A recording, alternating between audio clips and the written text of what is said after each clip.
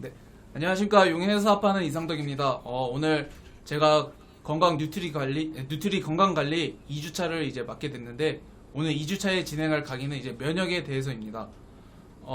일단 면역의 강의에 앞서서 일단 또 이제 면역이 어떤 건지 뭐 물론 다 아시겠지만 한 번 더 설명하는 입장에서 한번 살펴보면은, 면역은 내 몸이 이제 외부로부터 박테리아나 바이러스 등에 의해서 공격을 당했을 때 내 몸 스스로 이제 방어를 해주는 시스템이 이제 면역 시스템입니다.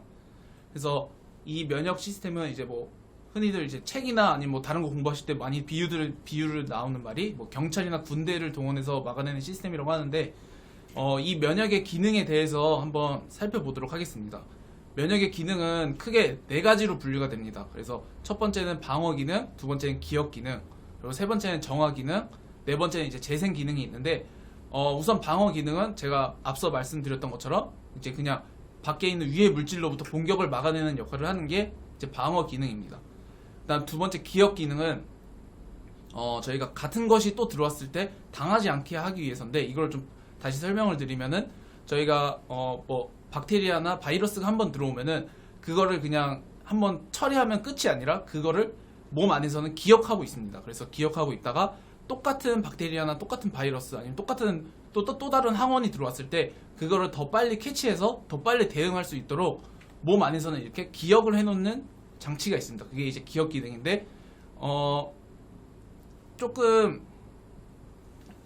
이제 그걸 좀 다시 설명드리면은, 기억은 이제 학습하는 거랑 이제 경험하는 거랑 이제 똑같다고 생각하시면 되는데, 저희가 뭐 예를 들어서 저희가 뭐 어떤 데 나가서 뭐 경험을 했으면은 그만큼 저희가 능력치가 또 올라가잖아요. 그러니까 그만큼 내공이 쌓이는 것처럼 경험을 하게 되면은 그걸 기억을 하고 있기 때문에, 면역은 경험하는 만큼 면역력이 더 높아지는 거라 생각하시면 됩니다. 그래서 뭐 하나 예를 들면, 아이들을 부모님들이 키우실 때 좀 이렇게 깨끗한 환경에 키우고 싶어서 뭐 집을 이렇게 막 소독하거나, 아니 뭐 장난감을 이렇게 소독하거나, 아니면 뭐 이제 뭐 흙을 만지는 것도 되게 안 좋아하시는 뭐 부모님들이 계시다면, 오히려 그런 자녀들이 더 면역력이 떨어질 수도 있다는 게 이제 그렇게 기억 기능을 통해서 이제 확인이 가능합니다. 그래서 세 번째 기능은 이제 정화 기능입니다.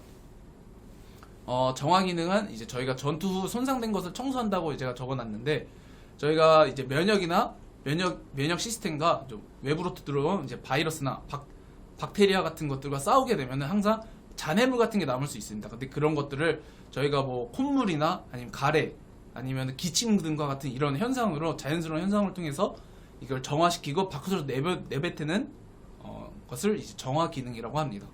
다음 이제 네 번째 재생 기능은 다시 원래대로 복구하는 것도 이제 면역이 담당하게 되는데, 저희가 뭐 예를 들어서 나라와 나라끼리 뭐 전쟁을 하면은 저희가 뭐 그만큼 뭐 피해 입은 것도 많고 그러면 그런 것도 다시 복구해야 되는데, 그런 것처럼 이 면역도 바이러스와 싸우게 되면 저희 몸 안에서 뭔가가 상처 났으면은 그런 것을 다시 재생시키는 것도 이런 면역이 담당하게 됩니다. 네, 그 다음에 이제 면역의 종류를 살펴보면은, 면역의 종류는 크게 두 가지로 나눌 수 있습니다. 이거를 좀 우리나라로 좀 비유해서 설명을 하면은, 우리나라도 우리나라를 보호하기 위해서 뭐 군대라는 시스템이 있고, 그 군대 안에도 뭐 육군이 있고 해군이 있고 공군이 있고 뭐 특전사가 있는 것처럼, 저희 몸도 단순히 한 가지의 면역으로만 이루어진 게 아니라 두 가지, 또 네 가지, 여섯 가지 등 이렇게 계속 나눠지면서 분리를 할 수 있습니다. 그 중에서 일단 첫 번째, 제가 이제 선천적 면역에 대해서 설명을 드리면은, 선천적 면역은 다른 말로 비특이적 면역이라고도 합니다. 그래서 이 선천적 면역에는 저희가 흔히 여기는 잘 알고 계시는 뭐 대식세포, 아니면 마스터세포, 아니면 과립구, 아니면 NK세포 등이 존재하고 있습니다. 그래서 대식세포에 대해서 먼저 설명을 해드리면은, 대식세포는 세포 밖에서 세균이 들어오면은 이걸 먹어치우는 것을 이제 대식세포가 하게 됩니다. 그래서 여기 있는 이제 면역에 있어서 가장 중요한 게 이제 백혈구인데, 백혈구 안에서 이렇게 다 나눠지는 거라고 보시면 되고요. 그 다음에 이 대식세포가 그냥 쉽게 나 빼고는 모든 거를 다 먹어치우는 거라고 생각하시면 돼요.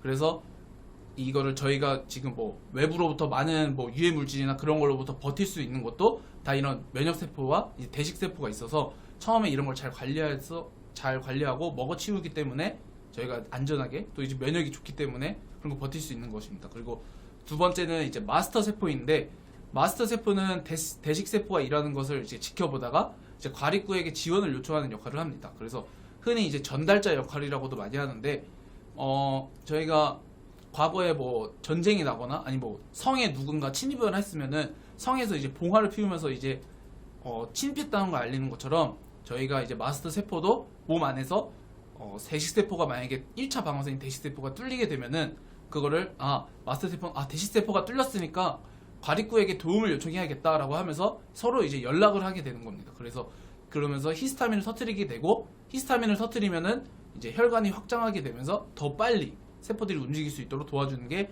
이제 마스터 세포입니다.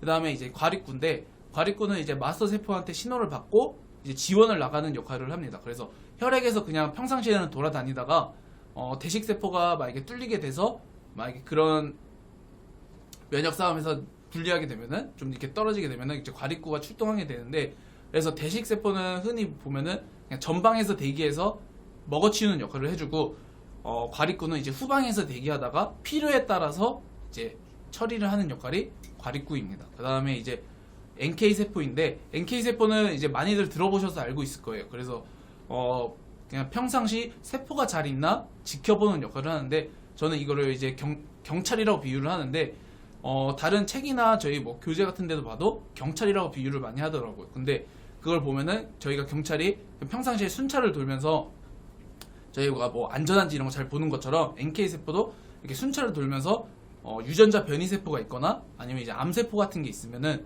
그런 거를 이제 그런 것들만 이제 죽이는 역할을 하는 것이 NK 세포입니다. 그래서 다른 말로는 이제 자연 살상 세포라고도 합니다.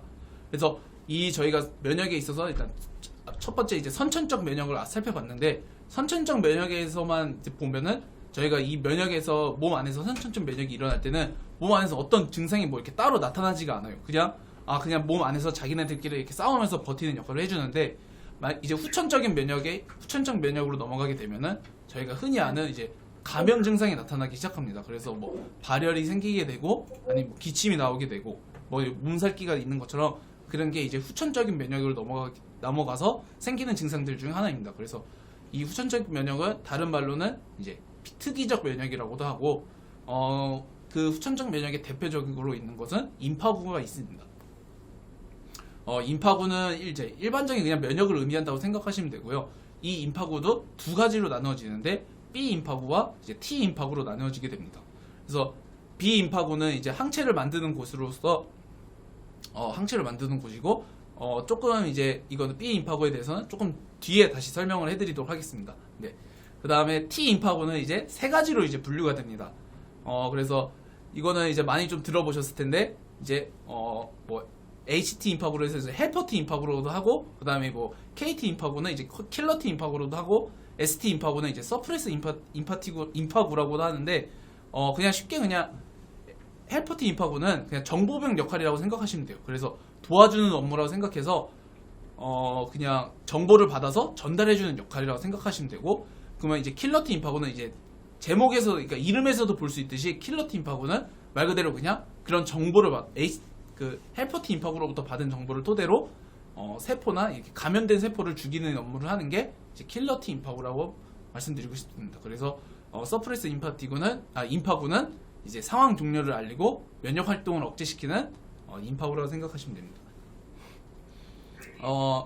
이 후천적 면역에 또 다른 게 또 하나 있는데, 이제 두 번째는 이제 항원과 항체 반응이 있습니다. 그래서 제가 아까도 처음부터 말씀드렸던 항원이라는 게 있는데, 이 항원은 면역 반응을 일으키는 유발하는 원인 물체라고 생각하시면 돼요. 그래서 뭐 흔히 저희 뭐 바이러스나 아니 뭐 박테리아 같은 것들 뭐 더 많을 수 있겠죠. 그리고 뭐 꽃가루, 뭐 찐득이 뭐 등 여러 가지가 있는데, 그런 것들을 모두 항원이라고 하고, 그 항원에 이제 항체가 있는데, 항체는 이제 그런 특정 항원에 대해서 이제 특정하게 생겨서 대항을 해놓은 것이 이제 항원이라고 합니다. 그래서 이 항체는 이제 다른 말로 면역 글로불린이라고도 말을 하는데, 이거를 그냥 쉽게 그냥 면역 단백질이라고 생각하시면 돼요. 그래서 면역에 있어서는 또 중요한 게 단백질이라는 걸 또 알 수 있는 힌트가 될 수 있겠죠. 그래서 항체의 구조는 오른쪽으로 보시면은 이제 Y자 모양처럼 생겼는데, 이 Y자 모양은 이제 아래쪽 부분은 이제 그냥 변하지 않는 부분이고, 위쪽에 이제 가위 부분이라고 하는데, 이거는 이제 항원이 결합하는 부위라고 해서 이제 이렇게 가변 부위라고 할 수 있습니다. 그래서 항원에 맞게끔 이제 항체가 형성이 돼서 그 세포를 없애는 게 이제 이 항체의 구조라고 보시면 됩니다. 네, 그 다음에 이제 이런 면역의 종류에 대해서 이제 알아봤으면 이런 면역들이 어떻게 작용을 하는지 이 면역의 기전에 대해서 좀 살펴볼 건데, 솔직히 오늘 강의에 있어서 이 면역의 작용 원리 이것만 알고 계셔도 면역을 대부분은 이해하실 수 있을 거라 생각을 해요. 그래서 오늘 이 부분을 되게 좀 쉽게 설명하려고 한번 준비를 해봤는데, 저희가 일단 저희 왼쪽 그림에 보면 표피라고 되어 있는 게 일단 피부라고 생각하시면 됩니다. 그래서 저희가 그냥 면역의 1차 방어선은 그냥 피부라고 생각하시면 되는데, 피부도 이제 단지 피부로만 있으면은 피부가 그래서 건강한 피부면은 이제 면역이 좋아서 더 유해물질이나 세균들이 잘 침투를 하지 않는데, 만약에 이제 뭐 피부에 상처가 났다거나 아니면 이제 피부보다 좀 더 얇은 점막, 뭐 콧구멍 아니면 입구멍 아니면 뭐 또 눈 아니면은 이제 뭐 항문, 요도 뭐 이런 이렇게 이제 점막으로 이루어진 곳에서는 세균의 침투가 더 쉽기 때문에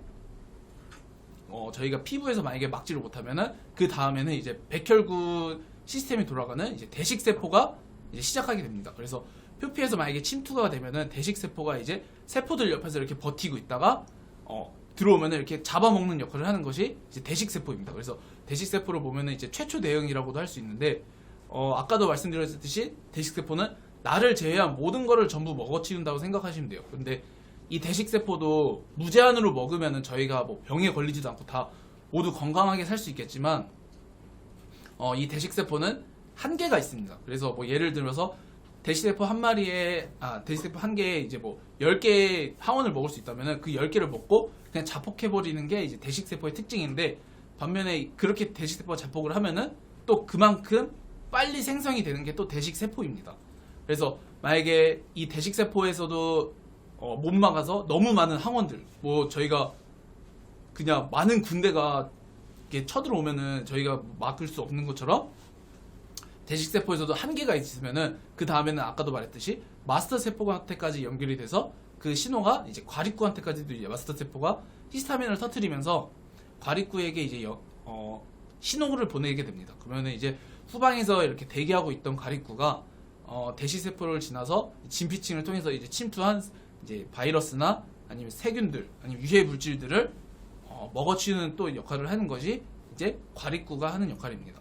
그래서 마스터 세포를 좀 더 잠깐 설명드리면은, 마스터 세포에서 히스타민을 터뜨린다고 했는데, 이런 히스타민을 터뜨리면은 혈관이 부풀게 되고, 그러면은 이 혈관이 왜 부풀게 되냐면은 혈관 안에서는 그러니까 혈관 안에서는 이제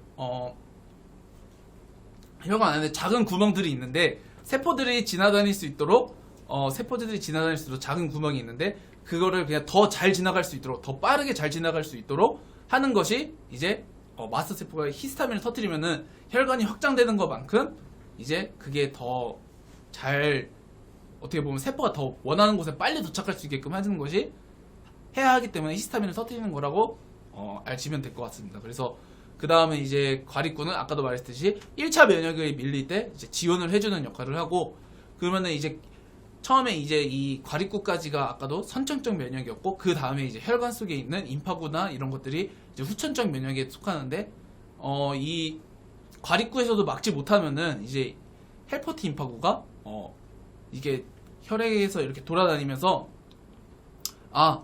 이렇게 돌아다니다가 이제 딱 아는 겁니다. 그래서 지금 대식세포랑 과립구가 막지 못해서 뚫려서 지금 우리 세포가 항원에 의해서 완전히 점령당했구나 라고 생각하게 그 헬퍼티 임파구가 인지를 하면은, 헬퍼티 임파구는 바로 이제 임파절에서 임파구나 이렇게 잠들고 기다리고 있는 킬러티 임파구랑 이제 B 임파구에게 이제 연락을 하게 됩니다. 그러니까 쉽게 말하면 무전을 하는 거라고 생각하시면 돼요. 그래서 그러면은 이제 킬러티 임파구나 B 임파구는 그걸 가지고 그럼 우리도 출동을 해야겠다라고 해서 앞에 나가서 이제 그렇게 통과된 항원들을 이제 처리하는 것이 이제 킬러티 임파구와 B 임파구가 하는 역할이라고 생각하시면 됩니다. 그래서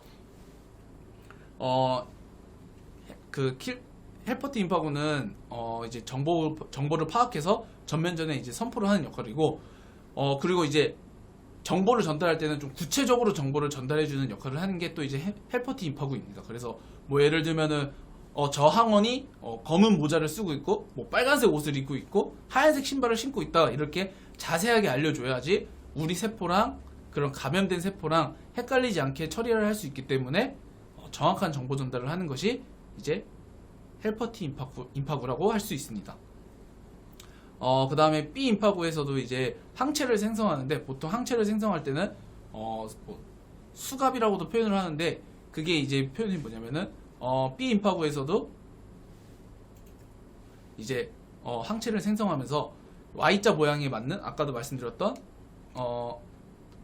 Y자 모양에 있던 그 항원에 맞게, 모양에 맞게 항체를 만들기 때문에, 그거를 이제 항체를 만들어서 온 몸에 이제 혈액이나 아니면 뭐 림프절, 림프핵, 아니면 체액 이렇게 통해서 온 몸에 뿌리가 지게 되면은, 그걸 통해서 이제 항원들이 이렇게 달라붙어서 쉽게 말하면 그 항체를 수갑이라고 생각하시면 될 것 같아요. 그래서 그 수갑이라고 생각해서 항원들이 그 수갑 안에 이렇게 탁탁탁탁 달라붙게 되면은, 그게 이제 점점 쌓이고 덩어리가 되면은 그거를 대식세포가 마지막에 한 번에 먹어치우는 역할을 하는 것이 이제 B 임파고가 하는 역할이라고 생각하시면 됩니다.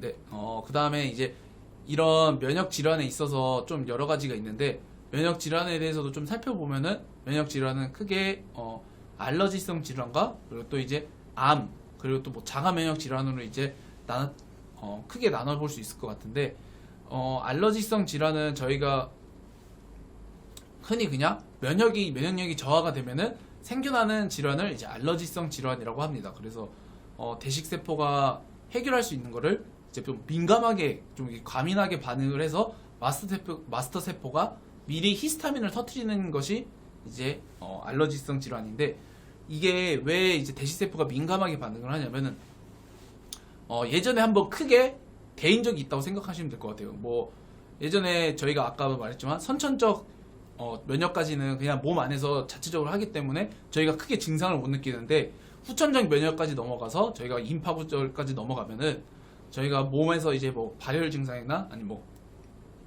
몸살 증세, 아니면은 열이 많이 나고 기침을 많이 하면서 이렇게 감염 증상이 나타나는데, 그렇게 되면 몸 안에서도 힘들고 저도 힘들고 그다음에 이제 세포들도 힘들기 때문에, 그렇게 돼서 한번 그렇게 크게 데인 적이 있기 때문에 똑같은 게 또 들어왔을 때 그런 걸 민감하게 반응을 해서 히스타민을 더 빨리 터트리는 거라고 생각하시면 돼요.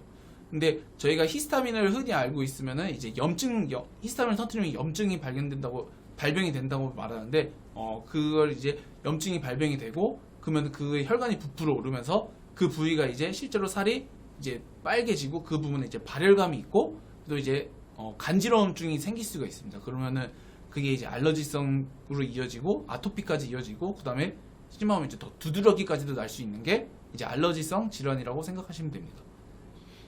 그 다음은 이제 암 질환인데, 암은 이제 똑같이 알러지성 질환과 크게 면역력이 저하가 되고, 그다음 세포가 변질이 돼서 생기는 게 암이라고 생각하시면 돼요. 그래서 저희가 암세포를 그냥 유전자 변질 세포라고도 많이 말씀을 많이 하는데, 이 암세포를 죽이는 역할을 하는 것이 바로 이제 NK세포입니다. 근데 이 NK세포의 기능이 약화가 되면은 당연히 면역력이 떨어지게 되고, 그럼 그 면역력이 떨어지면은 암세포가 더 많이 증식을 하기 때문에 암까지 발병될 수 있는 확률이 더 높아지게 됩니다.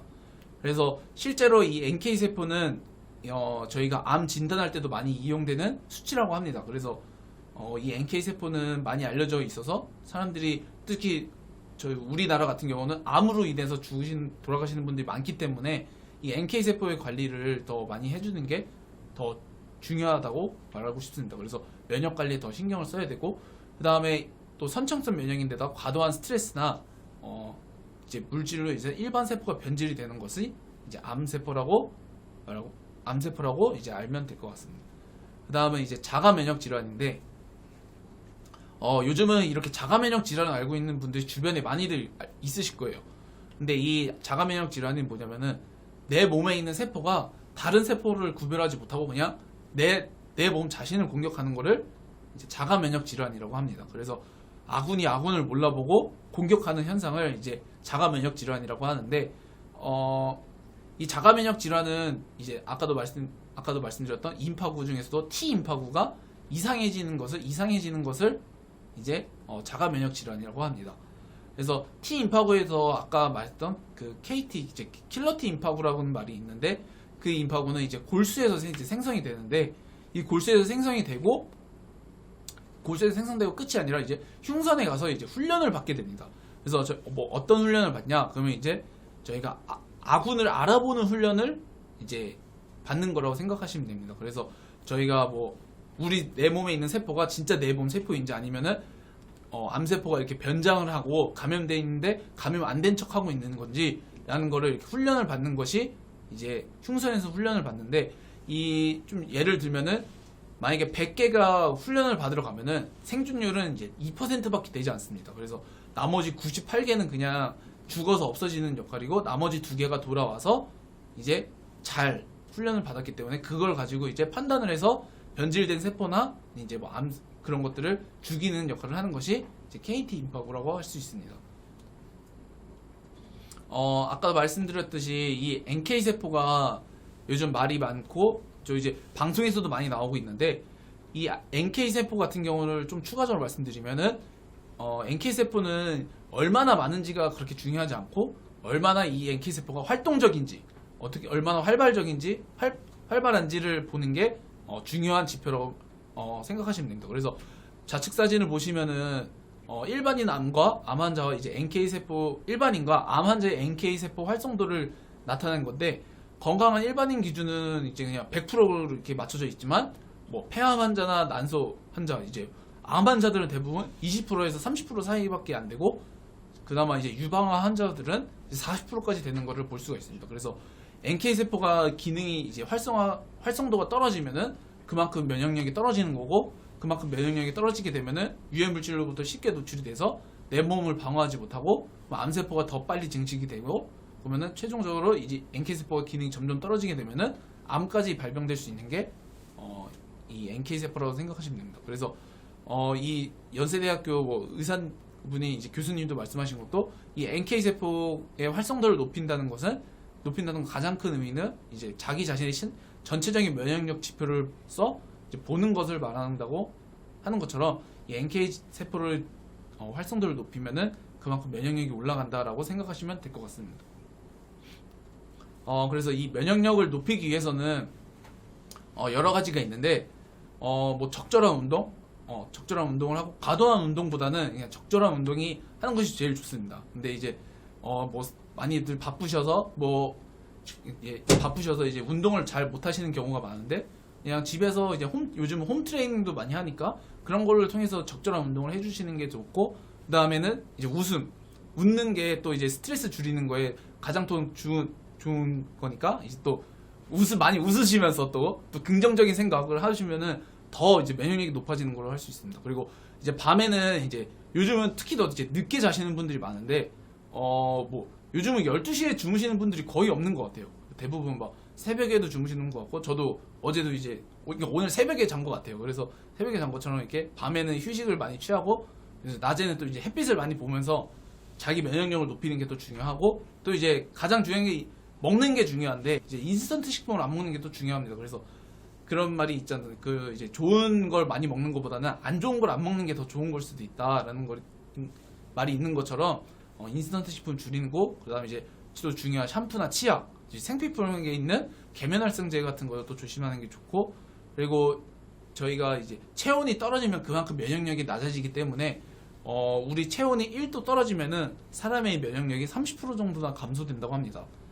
반면에 그 온도가 체온이 1도가 올라가면은 기존 면역의 5배에서 6배가 더 증가되기 때문에 뭐 사람들이 이제 면역력을 이렇게 체온을 높이기 위해서 뭐 각탕이나 족탕도 많이 하는 것처럼, 이제 체온 관리도 잘 유지하는 것이 좋은 면역력 높이기의 한 방법입니다.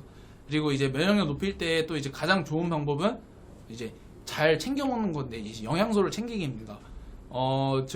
제가 또 이제 따로 영양소를 좀 정리를 해봤는데, 영양소는 아까도 말씀드렸듯이 계속적으로 세포를 만들어야 되기 때문에 제일 중요한 게 이제 단백질입니다. 저희가 이제 단백질은 모든 거에 다 쓰이고 그만큼 이제 중요한 것이기 때문에 단백질을 가장 기본적으로 드시는 게 중요하고, 그 다음에는 신진대사를 높이기 위해서 코큐텐, 그리고 이 단백질만 먹으면 좋은 게 단백질하고 이제 또 이제 같이 먹으면 좋은 게 이제 항산화제를 같이 먹으시면은 더 좋습니다. 그래서 처음에 이제 뭐 항산화제가 풍부하다거나 몸 안에 이제 체내에 많이 있다면은 어떤 바이러스나 항원이 들어왔을 때 이제 항산화제가 이제 쓰이고 그다음에 단백질이 쓰일 수 있는 것처럼 항산화제를 많이 먹어주는 게 좋습니다. 그래서 항산화제 비타민인 비타민 A, 그다음 비타민 C, 그다음 비타민 E, 그다음 또 이제 파셀리늄까지 같이 먹어주는 게 좋고, 추가로 이제 코큐텐, 그리고 이제 면역 비타민이라고 또 많이 알려진 비타민 B군이 있는데 그것도 같이 드시면서 이제 비타민 B군은 이제 조효소 역할로 이제 단백질로도 흡수하는 데 더 도움이 되고 저희 항산화제 모든 곳에 다 쓰이기 때문에 이렇게 비타민 B군까지 같이 챙겨 드시면서 요즘 면역력에 문제가 많은데 그 면역력을 챙기면서 이제 다들 이제 요즘 또 이제 코로나 때문에 말이 많은데 저희가 자체적으로도 면역력에 신경을 쓰면서 또 이제 건강한 적절한 운동을 하고 영양소를 챙기면서 모두 면역력을 잘 챙기셨으면 좋겠습니다. 오늘 제가 준비한 강의는 여기까지고요. 다들 면역력 잘 챙기셔서 건강하게 또 사업을 하셨으면 좋겠습니다. 감사합니다.